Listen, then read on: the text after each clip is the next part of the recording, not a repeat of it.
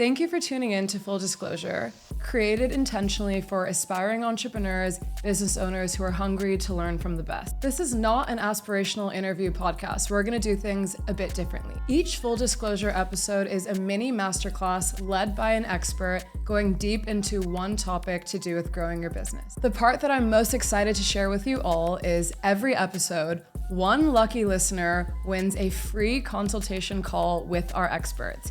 If you want to learn more how you can apply for that, it's in the show notes of the episode. I am Alina Khan, your host and fellow entrepreneur, and I'm here to make this journey of growing your business honestly less overwhelming and less lonely. So with that said, get your notepads out because you're going to want to save a lot of tips from this episode.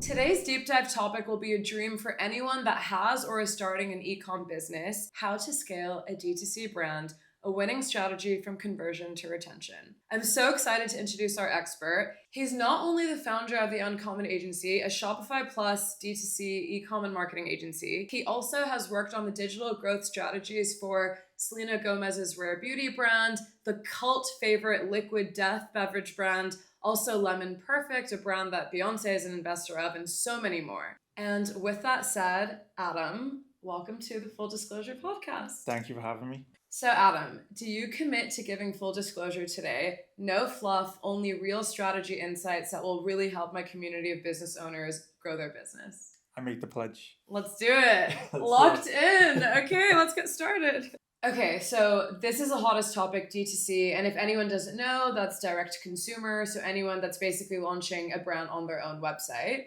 We always want to define for our community because this may be early business owners in their journey, and there's, as you would agree, no dumb questions. So we're going to define everything to make it easier for you guys. Adam, if you were to launch a DTC business tomorrow, what are your non-negotiables? And I know you have a lot to say about this. The long to the short answer is, for me, looking at like the last several years of growing a lot of DTC brands, you've learned a lot along the way. A lot of pattern recognition, you see a lot of themes. I think the D2C landscape today is very different because the last 10 years the market's matured, especially in the West. Huge opportunity in the GCC. I'm sure everyone on here is from the GCC, but for me, kind of the key criteria is finding your hero SKU. I think you hear me say this a lot. Yeah. A lot of brands, when they start out, they kind of start it with an idea, but not thinking about like what problem they're solving. Where is it fitting into the market? What's their demographic look like? But it's finding that hero SKU and making sure it's actually a unique product. So what is a hero SKU? Hero SKU is like your core anchor. So for example, if we can use big brands, hopefully it'll be a bit better for the audience. But Nike, when Nike started, they started with a shoe. And then that shoe evolved into multiple different SKUs. But they built their core business off that one SKU.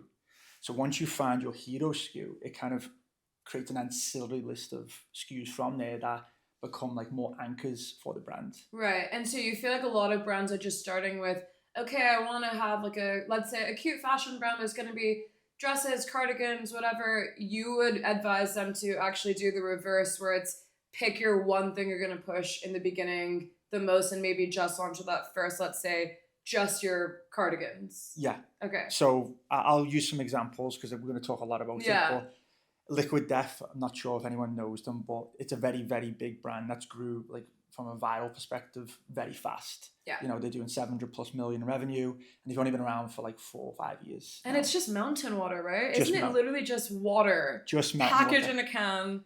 It's the most genius idea, but if anyone doesn't understand, I have to tell them. Yeah, please let's explain what Liquid Death is. It's a crazy story. So basically the philosophy and the kind of idea Mike is the founder of Liquid Death, and he was a creative director at an agency, funny enough. But what he noticed is if you go into a retail shelf store at a 7-Eleven or a Wawa in America, these are kind of like your convenience stores, he noticed you would see like Monster Energy or Red Bull. Yeah. And then you had water. And he was like, well, how can I get the average person, like a postal person or a delivery driver, how can I get them to drink more water? Because they gravitate to these sugary drinks. He was like, what if I make this radically crazy can with a skeleton on it and make soda water with the kind of the effect of a soda can, which is when you open it. Right. And make that kind of gratification. But it's water technically. And the branding, so with the name Liquid Death, I think that's another part that really stands out is don't you sign something on their website that like you're It's a signing your pledge. life away? It's a pledge, yeah. That's crazy. Yeah. So it's basically a pledge you're committing to their brand and to start to consume more water. So he literally got a person that was high sugar drinker, these non-healthy drinks, and he's converted them into water drinkers. Yeah. It just basically targeted them through the SKU that they normally buy. And it's a very clear audience. There's a shock factor by the name Liquid Death, and you're signing your life away on an online pledge. Yeah. So there's already so much that's getting you locked in. Yeah. And then what else works? The videos. So if you go on YouTube and type in Liquid Death, you'll see some like the funniest and craziest videos he does. But like he knows the audience he's going after. Like that's really important. Like if you're creating a product, I think a lot of brands when they start it, going back to that, they end up starting it, but then they have no vision of where they're taking the brand. And they end up just throwing darts at the wall and adding new products for the sake of adding new products. They've maybe had really good growth early stage, but now they plateaued. Yeah. But I think it's really important no matter where you are, like you've got an idea of where you're taking the brand and you're not just adding more SKUs, because then your brand doesn't really become a brand. It just becomes another marketplace brand that everyone else is selling. Yeah. And I think if you want to have that moat and that unique selling point, you've got to have a clear vision of who you are, who you're going after, and where you want to go. And a lot of brands, I feel like, don't do that. So for me, to answer the question, it would be a single SKU, expanded vision line. It would be a subscription heavy product because you're not going to have to consistently acquire that customer. High LTV, I'm using acronyms. So LTV is lifetime value. So to kind of dumb this down a little bit, because I didn't know this years ago, but to simplify it, every time you're acquiring a customer, you want to sell through to that customer more. And the more you can sell through to that customer, the more lifetime value you can get, the more you can actually have more runway, cash in the bank, where you can now acquire more of those customers and continue growing.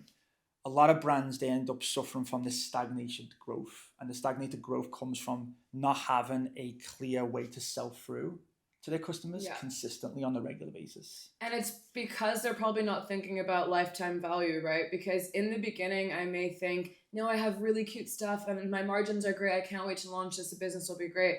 But they're maybe thinking about a one-time purchase product. And then I guess that's where the issue lies, is once I buy it, it may not be something I ever need to replenish. Exactly. And so then I lost that customer and I have to just acquire new customers. And then my whole business model is just on acquiring new customers. So you're saying if you were to start one from today, it's make sure it's the kind of product that you would come back for, or totally is that the way you would agree? I don't know if anyone's heard of this, but it's basically product vision mapping. Yeah. So one thing that we've done, and I've worked with on the advisory side with some brands, is like, let's look at the story of your product. Yeah. And let's take your customer through the life cycle of how they buy. So example, me use beauty because the space really well. If you're buying an eyeliner, right? What is the next product you're going to buy after that? What could you sell if they really like your eyeliner? If there's something radically unique for your eyeliner, what are you going to do for the next SKU? Yeah, make it complementary to the SKU before. Keep adding on to it so that they feel like they're buying into your brand. And I think a lot of people don't work backwards. And I'm going to talk about another subject here, but if anyone has heard of the concept, it's the Amazon concept of working backwards. Everyone knows how big Amazon is, but one of the key reasons why they're so successful is their working backwards process. And I would tell everyone to Google this because it is one of the best processes of how to launch a product or service. Okay. How it works is basically you go to the drawing board and you look at your customer and you basically start to create this kind of vision board of who your customer is, what their lifestyle looks like, what their likes and dislikes look like, what their income demographic is, where they're located. And you start to get these branches of ideas of products and services you can sell into. This is how Amazon come up with ways to sell to you every day. Okay, wow. And that's why it feels so targeted. Yeah, and it's so easy to buy from them. And then once they build that product or service, then they figure out how to roll it out properly. And this is the key point, is a lot of companies, whether it's product or service, they come up with an idea and they roll it out super fast. And they haven't thought about all of this. And then that's why they end up working from the front and not working from the back. And they end up growing slow. Totally. So these are consumer avatars, right? Correct, yeah. Okay, so if we go back to Liquid Death as the example, so our audience can like really understand it, maybe using one brand. So with Liquid Death, you were saying it is like the truck driver is like that kind of specific niche audience that maybe doesn't want something that feminine. They want it to feel masculine. They want it to seem like it's giving them energy. So that's already like very clear on, okay, this is a look they like. These are the hours maybe that they purchase. Maybe it's later night shifts. I guess you're really getting into the brain of that customer. Where do they shop? It's gas stations, it's supermarkets. So I guess I'm imagining that's maybe what a Liquid Death team would do. And then back to your SKU strategy, it's okay, let's start with one SKU. Do they start with just one? They start at one SKU. So if you go on their website, you'll see the white product. It's just a plain soda water. Wow. No flavor. Yeah.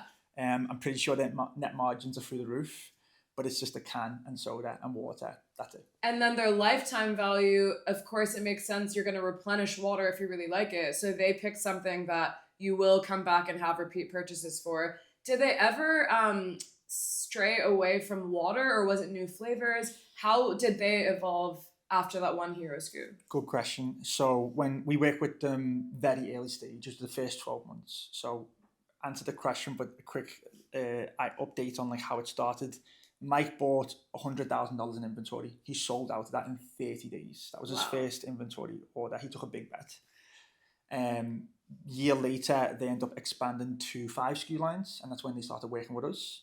And then we helped expand them, grew them through their site. What they ended up realizing is once they identified their audience, NFL, promotions, they were doing promotions on NFL, that's their audience. Golf wasn't their thing.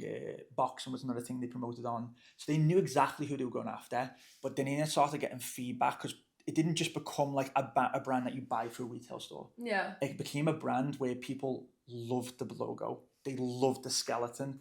And then we ended up speaking to their CMO, Hamid, and he was like, we're launching a merchandising line. And I'm like, why?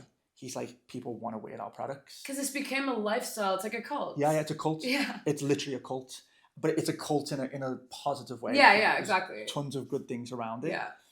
And their merchandising business, I don't know if I can say this, but I know it's all 10% of their business today. Wow. So that's online. Yeah. Not offline, but they've kind of seen ways to sell through to their customers. So it's another example. You wouldn't have never thought that a drink water, let's just use Red Bull. Yeah. Who's walking around with a Red Bull t-shirt? Can you name any, probably Monster maybe, but Red Bull, you're not going to see anyone branded around it except for logos like F1, etc.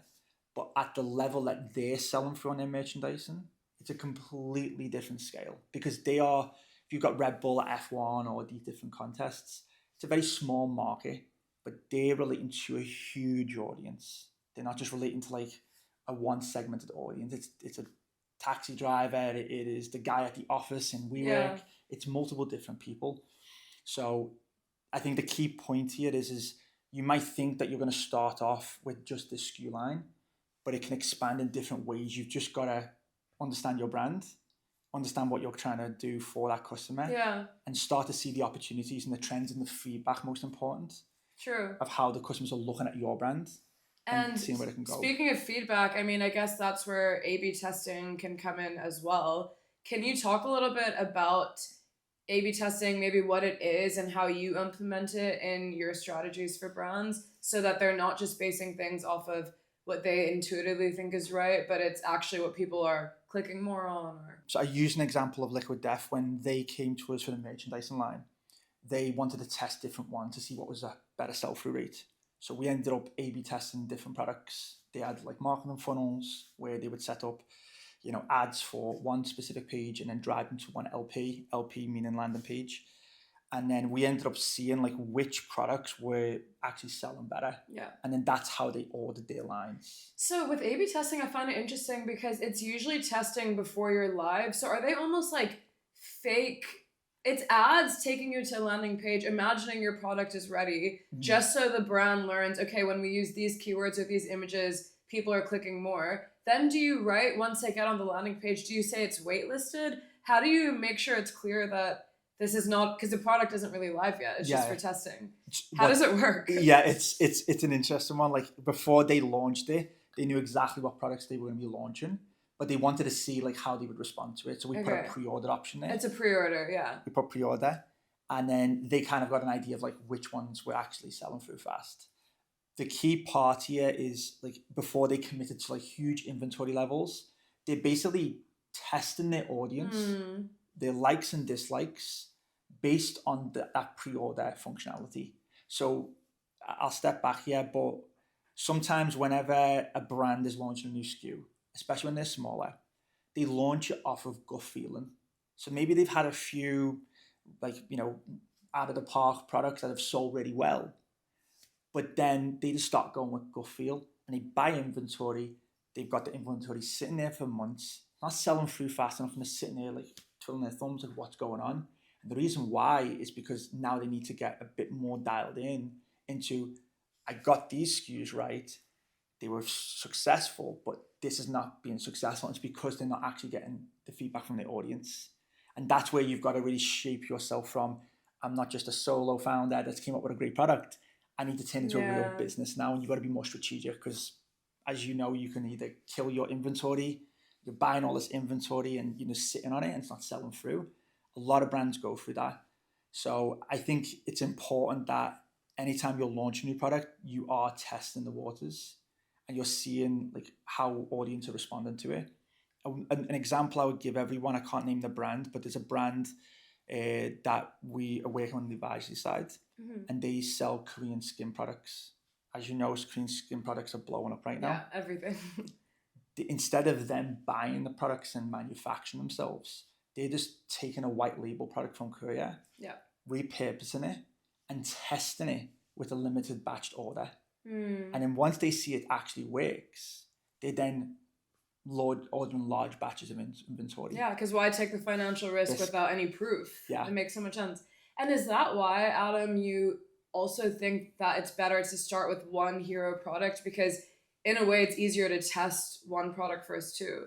So I guess it makes your whole testing process even... It makes it so much easier. I think the problem is like when you launch that one product and you've had great growth, I think there's a kind of a FOMO factor that comes. And the FOMO factor for brands is like, oh, I've got this growth. I need to now grow to the next million or the next 2 million. Yeah. And they end up making so many mistakes. And I'll use an example here. We've got a client called Castleflex. I think I've mentioned to you. Yeah. Dan Castle, super smart guy. He actually created this product, which is a stretching product for your calf and your groin. And basically, if you go on it, it just literally, you put your foot in it and you get like a ridiculously good stretch. Like you can't do it with your hand. So instead of you like pulling your hand, I'm actually doing a demo right now. It's like a live infomercial. If anyone's listening on audio, Adam is fully doing a workout. So I can't pull it today because I've torn my calf. Bad timing. But you normally use your hand. Instead, he built this product where you just hook it on your foot and you pull. It's just a stretchy fabric stretcher. Just stretches, yeah. Okay. It's patented. It's trademarked. It's the only SKU that's ever been built, but the key thing here is he found an idea. And I think some people like, what idea I can make? And sometimes the idea is just sitting right in front of you. The short story is he started with one SKU. He launched it 3 years ago and he did $3 million in the first year, dollars. With one SKU. Stretching product. Yeah. That's it. Yeah. The key reasons why it was so successful is because it was a clear problem. He could demonstrate it and his videos were phenomenal. And then he had certain people endorse it and they were like athletes and they've been buying it on repeat. So that was a big factor. He's going to do close to 9 million this year. Wow. DTC. And has he evolved into any other SKUs or is it? He realized that people were trying to figure out what they could do with the product outside of just stretching with your foot. So he created a video-based training membership. He sells it one time. And that's subscription, which you bring up, right? Correct. Oh, wow. And now he's adding another product. It's a $250 item, but I'm sure his margins are very high. Yes. And, I think the key point here for everyone, that's a one-employee business. He's one employee. Wow. Running a $9 million business. Wow. And how many years has it been? 3.5 years. That's amazing. Yeah. But, okay, well, this is such a great formula then because you can have the one SKU hero product, the clear vision, but I love how you brought up that it's a video subscription. So sometimes the product itself doesn't have to be the subscription model. There could be something complementary to the product. That's actually really helpful for me because sometimes it doesn't necessarily align with every industry to have subscription, but totally. Okay, that makes sense. Is there a content segment that our listeners, I'm just helping them think, like, is there a content segment you guys can have alongside your product that gives you that monthly revenue. I think the key part is the recurring revenue. It's not a huge part of his revenue. Yeah. It's a small part, but it's a way for him to take that revenue. And this is a key point I would mention is like, it's something he's creating out of nothing. It's videos. Yeah. Now that revenue he's generating, he can dump that more into his advertising. Exactly. So it's just going to continue growing his business. Yeah, and it's more people on his site. They're still back on his website thinking about the brand on a day they wouldn't have thought of it. So Exactly. There's so many touch points. Maybe they gave their email one more time or more data. So I want to talk about, you mentioned it was also great endorsements, but also great videos. Let's talk about video and content on a Shopify or e-com site, because is it UGC? Is it photo? What does well on an e-com site for a brand? Yeah, so the app like ecosystem in Shopify has changed a lot. I think for me over the years, I've been in the space now for 13 years. And a lot of the fundamentals and like best practices for an e-com funnel, they're already pre-established. Like they're already there. Everyone knows what it is. But at the end of the day, some people who are getting started, it's like new to them. I think the best way I can explain it and the simplest way is if you're going to get a site built, you always build mobile first. Like 80% of your traffic today is mobile. Like, okay. So don't be too concerned on how it appears on laptop as a priority or desktop. Desktop. Mobile is how you should be building. Mobile should be your 100% focus. And when you're building mobile, you need to make sure that as soon as they hit a homepage or a key landing page, like a PDP, product detail page, wherever you're taking them, it needs to be concise, it needs to be clear, and it needs to be a story behind what you're telling them. Think of a sales process, beginning, middle, and end. Yeah. And then there needs to be a clear action point. It's that simple. Like we don't need to go into like what it's already pre-established. But I think in terms of once they hit the page that where they're making the decision, which is PDP, this is where a lot of the CTAs, iconography, the brand comes to life. This is really the moment where you get to sell them on why they should make that purchase. Today, going from, standard, short text reviews to image-based reviews and video, if your product is a visual product that people need to see, video and UGC is going to be the way to go. Yeah. No matter what. Not these highly produced campaign videos necessarily, but real, raw. Some brands I've worked with over the years, they'll go and hire like actors to create reviews. They're not real. Or they'll hire a customer and it'll just be so formal the way they're doing it. The most successful UGC videos we've tested these with like video-wise, and there's Yotpo, there's different apps you can use, is the ones that are just authentic. You're just taking them off of Instagram and you're just publishing it. There might be some affiliates or micro-influencers. Maybe they got a short affiliate link and they just posted it because they're getting kickbacks on it. Just take that video, keep it raw. Don't go with the kind of, it needs to be formal and fancy. Like the raw, authentic way actually has a better conversion because people can kind of see through the noise. Okay, perfect. So raw videos, and then you said keeping the copy concise. Is there a format you think is better, like on these product pages, bullet points, short paragraphs? Is there anything like that you've noticed, or the way the buttons should be placed? Any technicalities that our listeners can easily tweak and adjust? I would say to you, like, in the best way I would answer it, because there's so many ways I can talk about it, is if there's more clutter on the page, you're getting them less focused. So declutter. Yeah. Keep it focused on what you want them to know. Make sure that your core messages are there, and make sure that you're not just overselling. Yeah. When you're selling, like, there's a sales process to every, whether it's a service or a product. I think understanding what that page would include, whether it's your images, your video. I think the key point I would say to you, which is just a 101, is if they're on mobile, your add to cart should not be below the fold. It should be above the fold. And like, people think this is like not really a big deal, but it's actually the biggest deal, because they're like scrolling and you're giving them all this great information. And then they just scroll past the add to cart and it's like, you just like completely lost them. No, totally. And for anyone who doesn't know, below the fold and above the fold is basically when you scroll up or down on a page. So let's say you land on a page, above the fold would be like, meaning you don't actually have to scroll down. So on that top half, is where Adam's saying you should be placing your add to cart button, and that's a game changer. Yeah. If I was going to call out my favorite PDB page, it's actually one of our brands that we work with. It's called Lemon Perfect.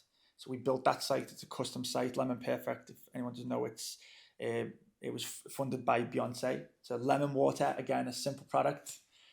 Just lemon water bottles, you guys. I like this is just crazy. Lemon water. It's a multi-million-dollar brand. Just lemon $100 million water. brand. Oh my god. Yeah. So that's another example. I won't talk too much about it, but the founder was in a restaurant. He was like, "Why hasn't anyone took water and lemons and just made lemon water?" And his hero SKU is the lemon water. So a good example of great branding is Lemon Perfect. They own the brand. They know their hero SKU, and they've expanded from there. But their product detail page is my favorite. Why? Just in terms of like they know their brand, they know how to bring the colors out. If you look at the iconography on the PDP page, like they outline the unique selling points about why you should drink lemon water, what are the benefits, and they do it in a visually, aesthetically pleasing way where a customer loves shopping on it. And I think it's like if I asked you what's your favorite store to shop at, what's your favorite store? No, I mean, I think Unos does a really good job at making it so easy. Unos? Yeah. So Unos is a perfect example. So like when you look at that shopping experience, you want to look at your shopping experience that you enjoy as a consumer and think about that on your site. Yeah. Make it as easy as possible for your consumer and think of yourself as them. Yeah. That's the way I always think. It's so true because I think a lot of us are overlooking, it goes back to knowing your customer perfectly. What words are words that your brand owns? What colors are your brand colors? So don't just make it a product page. It's like, get me even deeper into your world where I want to be a part of this, right? Emotionally, yeah. Exactly. And I think that's probably what Liquid Death does really well, because I'm sure why it also performs better on e-com, or I'm not saying better, but why they're killing it on e-com is the pledge where you sign your life away. Yeah. I'm sure you can't do that in brick and mortar and stores. Yeah. So that's another thing in their online experience, right? What do they do exactly? Is it something is it just a form every product you purchase? You're basically signing a pledge that it's death to plastic. So one of their big missions is they don't have any plastic. Okay. So that's one of their big things. And like you're making a commitment to the Liquid Death cult. Okay. Which is you're drinking soda water, you're going to get rid of Coca-Cola, you're going to get rid of all these other things. They're really trying to create a following, a cult. Yeah. I'm going to keep saying it. But I can actually tell a short story, and I'm actually not bothered by this because it wasn't a good experience, but Arizona iced tea. So we actually were pitching on them a few years back, and I actually don't care about this, so I'm going to completely raw. Okay, let's talk about it. Arizona iced tea are like a $1 billion company. They're huge, 1,000 SKU product, very lost brand. They actually went after Liquid Death. And I'm a huge Liquid Death fan because they're just raw, authentic, good guys. And, Arizona Iced Tea is a second generation business now, very different. I'm not going to say too much, but that's all I'm going to say because we were about to work with them. Yeah. We got lucky because it was, they've got a lot of problems as a business model. They've got too many SKUs. Their SKUs are becoming dated now with the new generation coming up. The short story is they ended up trying to sue Liquid Death because Liquid Death created an iced tea product. And they were saying that they owned it. Oh, okay. And, it's funny because when we were speaking to Arizona Iced Tea, they were like, we want to grow like Liquid Death. And I think this is a really key point is when you're trying to follow other people, you shouldn't start that brand.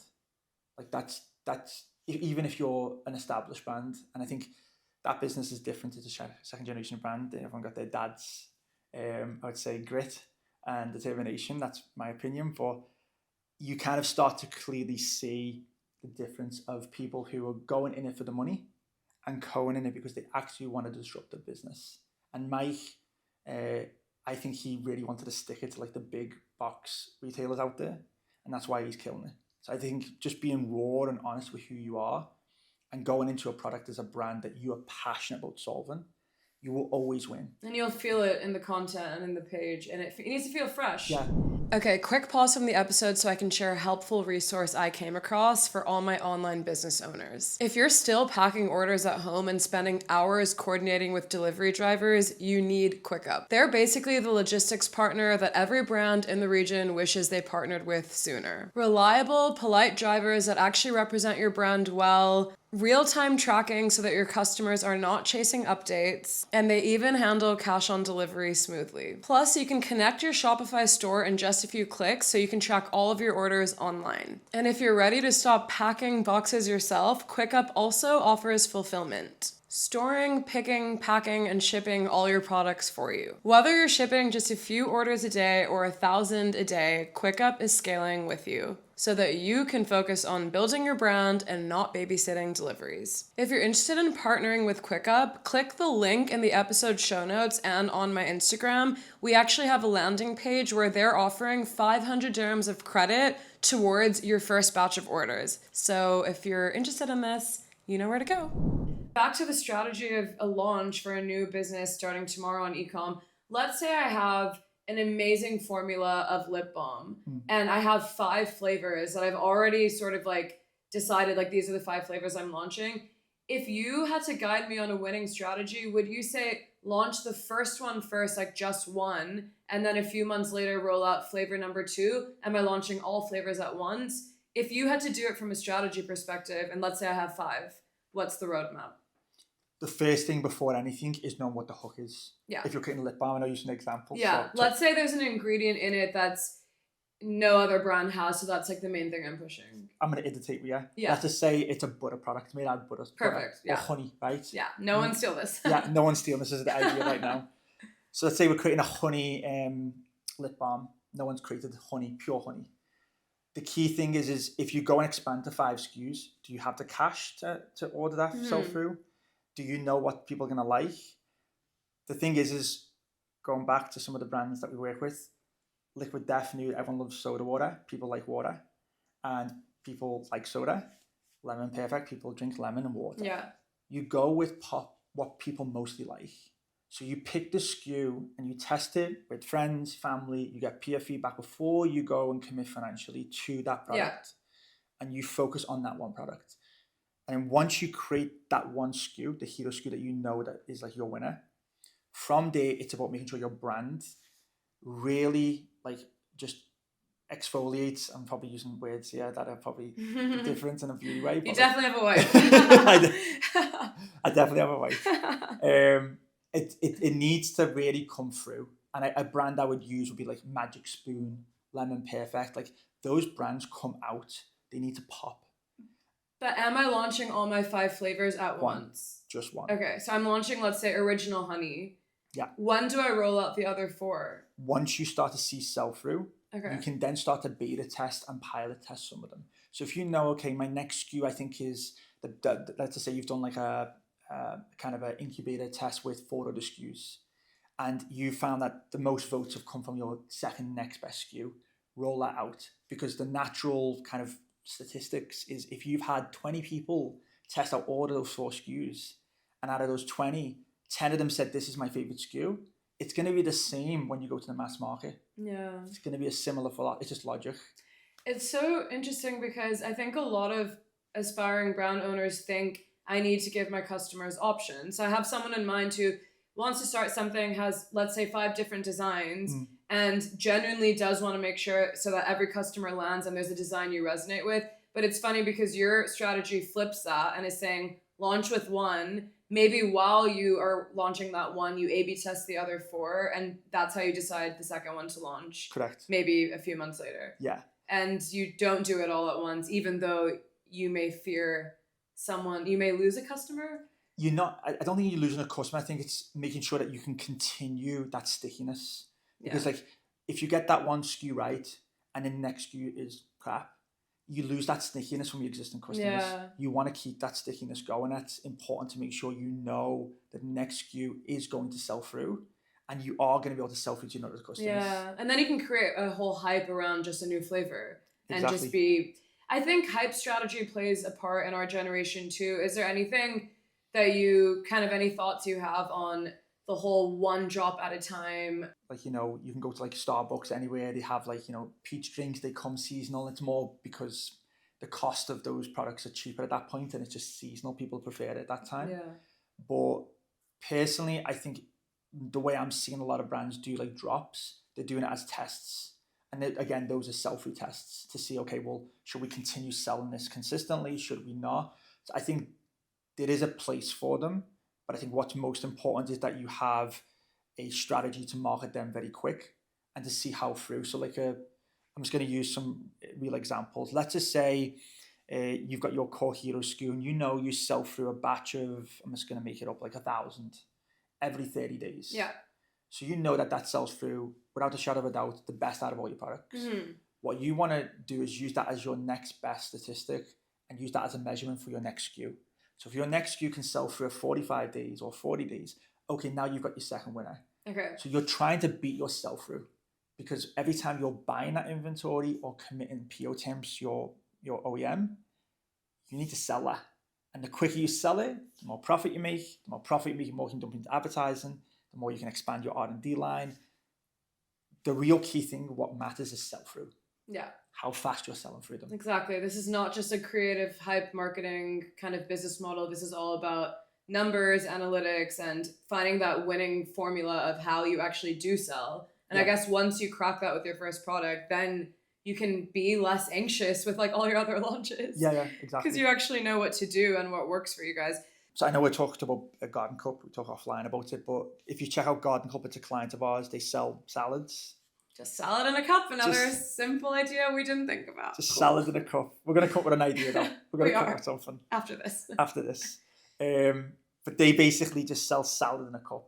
And I have no idea why people like this concept that it's just in a cup, but it's just because it's in a cup. It tastes good, don't get me wrong, but is it as good as any other salad place? I don't know. I can't, It's just clear, and I know exactly what I'm getting from it, and the branding's cute. Yeah. It's the hook is the cup. I still don't understand it, but they do about $3 to $4 million a month dollars. But again, trend is they started off with like less than 5 SKUs. Different model, of course, it's food, so they kind of need a bit more of a different one. But their lifetime value is 2 to 3 years for their customers, depending on the SKU. They've got so someone will come back for 2 to 3 years on average. Correct. Like that one customer. Yeah. The repeat purchase rate is 30 to 60 days. Wow. So those customers are constantly repeating. And the reason why this matters is their acquisition cost to get that customer, especially in that space. It's a very competitive space. If you're going into a space that is not like a niche, like a Castleflex, where you're creating your own kind of monopoly, you're going into a huge market with a lot of sharks, a lot of big budget, a lot of big corps, and your CAC is going to be through the roof. So how are you going to beat that? How are you going to make that difference? Garden Cup got a phenomenal brand. They've got very focused SKUs. They make really good products, and it's in a bloody cup, which I still don't understand. It's in a bloody cup. They're doing $3 million a month, and it's really what they've done well from a retention standpoint is they're doing email, they're doing SMS, they're doing mobile app, they're doing push notification, they're doing direct mail. So one key reason why they've been successful retaining their customers is they understand omnichannel from a retention marketing perspective. Now, I noticed this trend about 4 or 5 years ago where I was like, if we go into a go-to-market strategy, we'll launch across multiple channels. Instagram ads, Facebook ads, Snapchat, SEO, AdWords, Google Shopping, the list goes on. But I was like, well, why do we have a multi-channel marketing or acquisition approach, but we don't have a multi-channel client retention approach? We just do email or SMS now. Like, what about direct mail? Right. What about mobile app? If you got like that stickiness and that high RPR, repeat purchase rate for everyone, like you should be looking at your retention side of your business the exact same way as you look at your acquisition channels. That's so true. That should be omni-channel as well. It should be full omni-channel. So the only way I'm communicating with you is not just email. It's like, can I get your WhatsApp? Can I get your social media Can you download our mobile app if that's relevant for you? This will be surprising to everyone, but if you're a small or large brand, if there was one app I would tell you to look on Shopify, it's called Postpilot. And probably some people are going to be like, direct mail is a thing now. They've literally reinvented and like made direct mail sexy. Like, love it. Yeah, let's bring direct mail back. They've cracked it. Interesting. It's one of our best retention channels. I'm shocked that people are investing in direct mail. But I'm glad you brought up an app that you love. So, there's a game like F, Marry, Kill. Let's do F, Marry, Kill for apps or Shopify integrations. So let's really define it as the marriage material app that is the one thing that you're like, get this app, aside from the direct mail, the app that you're ditching and completely killing, and then the app that's like a nice to have for now, maybe is more trendy, but not necessarily a forever thing. Okay, let's do it. Let's do it. So what would you say?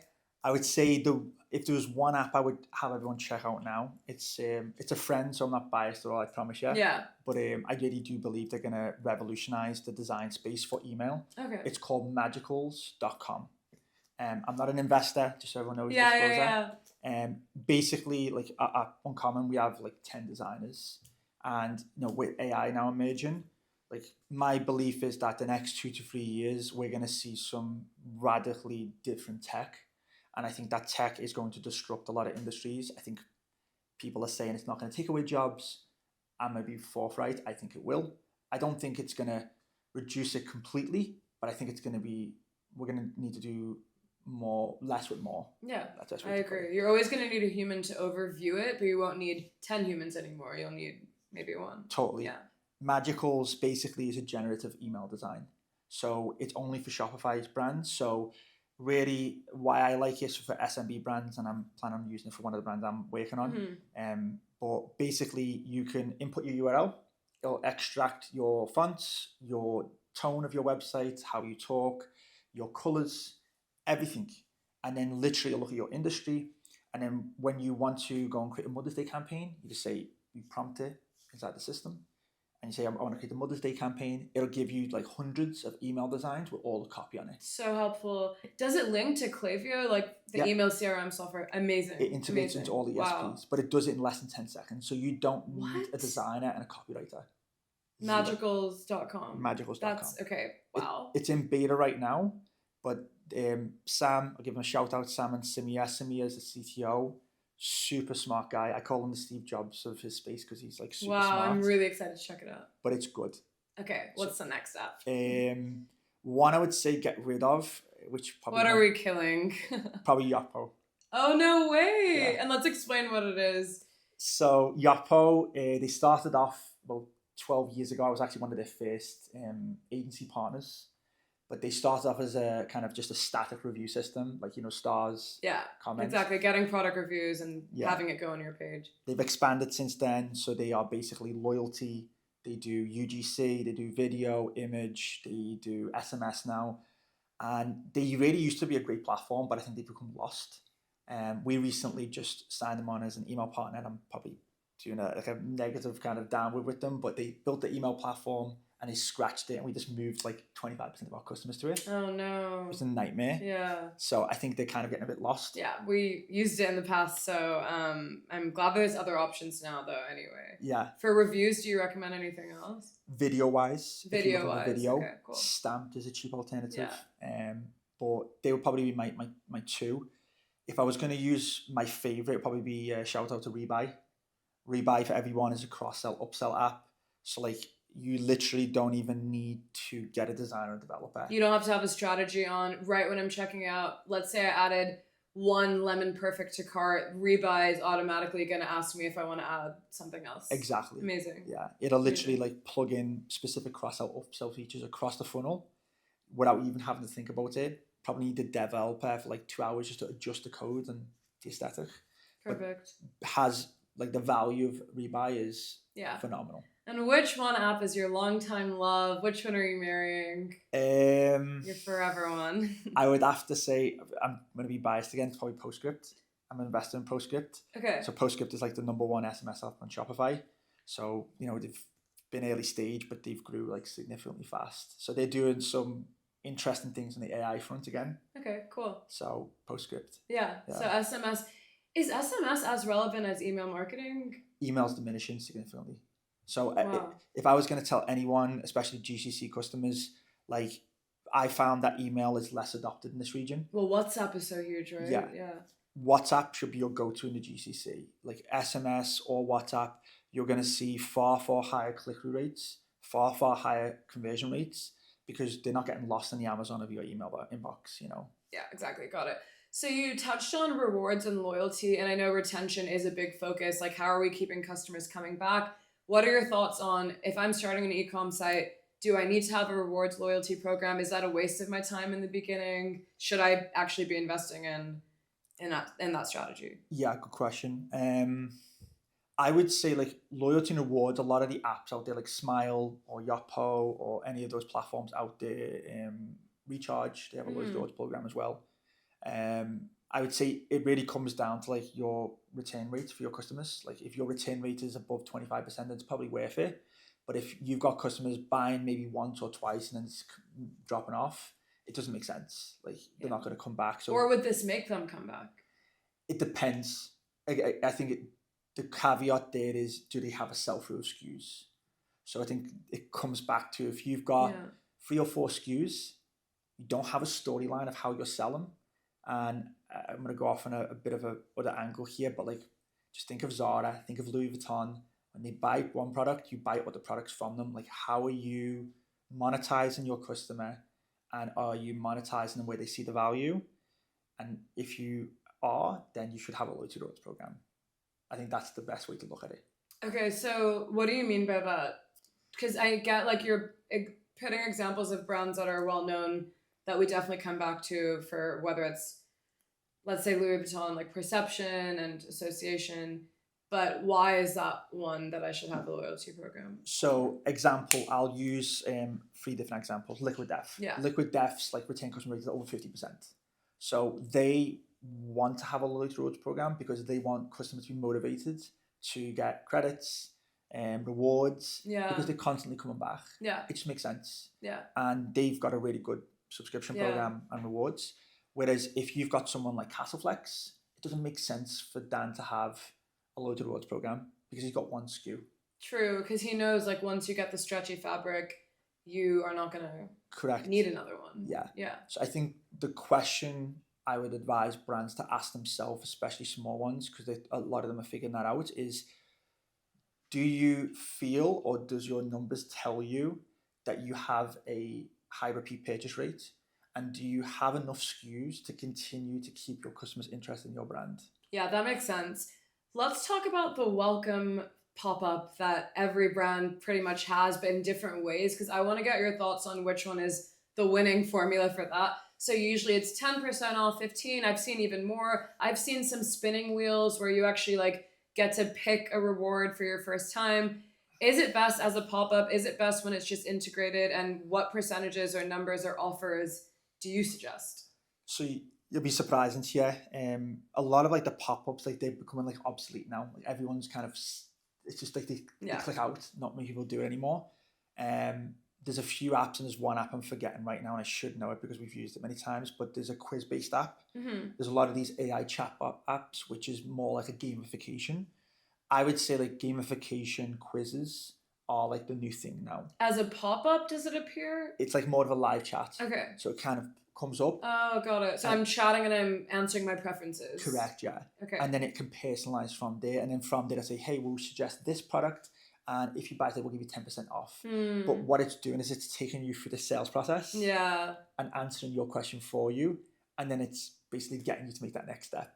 Smart. So I would say check out some of the AI quiz-based opt-ins. That would be the one I would go. I found them to be more engaging now. I think people are kind of too used to the old way. Yeah, totally makes sense.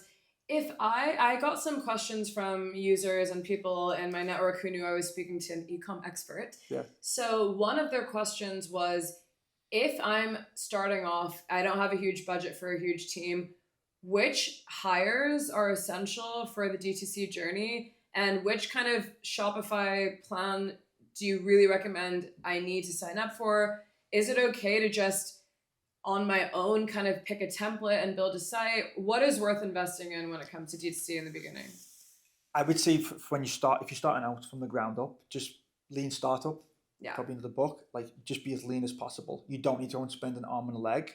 If you're only starting up with 1, 2, 3, 4 SKUs, whatever it is, make sure your brand is good. You can go and get it built. I'm probably using like kind of hacks here, but 99 Designs. You'd find phenomenal designers on 99 Designs. 99designs.com is just a website. Yeah. Okay, cool. You go on there, you can do a contest and you can see who's going to do, a really nice site. Go there, then you can go on to Shopify's partner directory, get a small freelancer, one key thing I would say, and I've seen this mistake and I'm going to call it out. If you're going to get someone to build your website, make sure a developer is not designing your website. You need a designer and a developer, Okay. because your site will never come out right. I've went through a lot of rescue projects like that.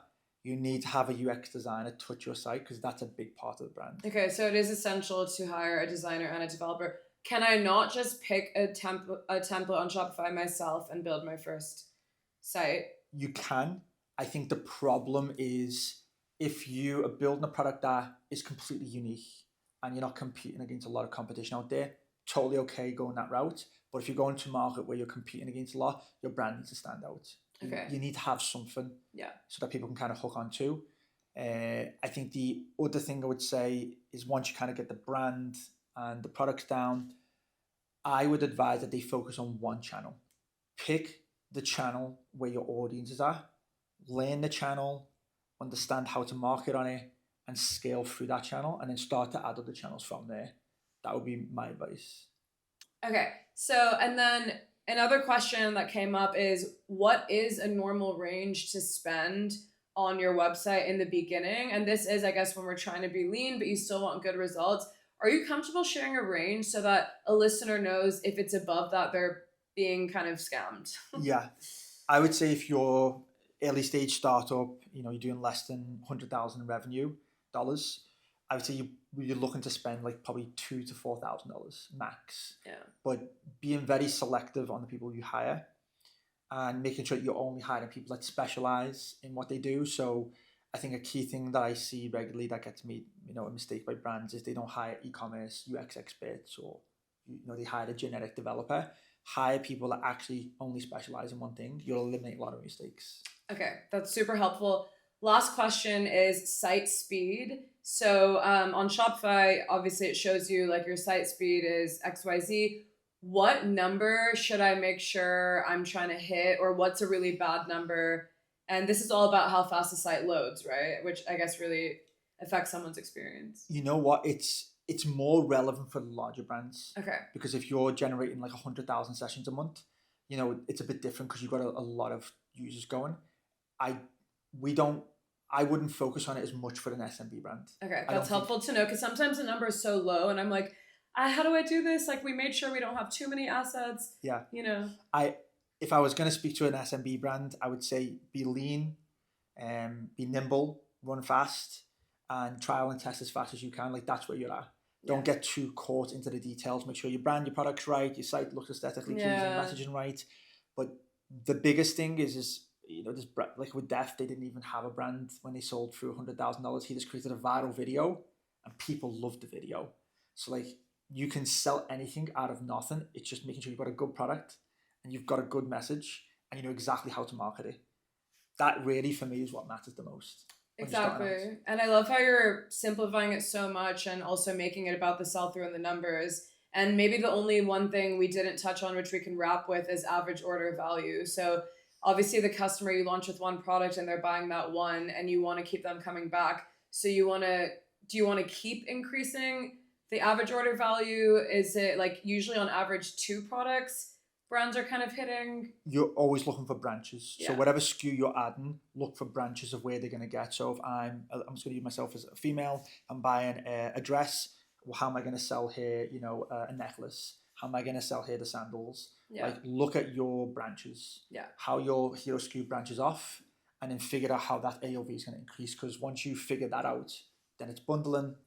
Then it's, messaging it through your PDP. Bundling is so key as well. So true. So it's like already a preset. It's so easy. I just click.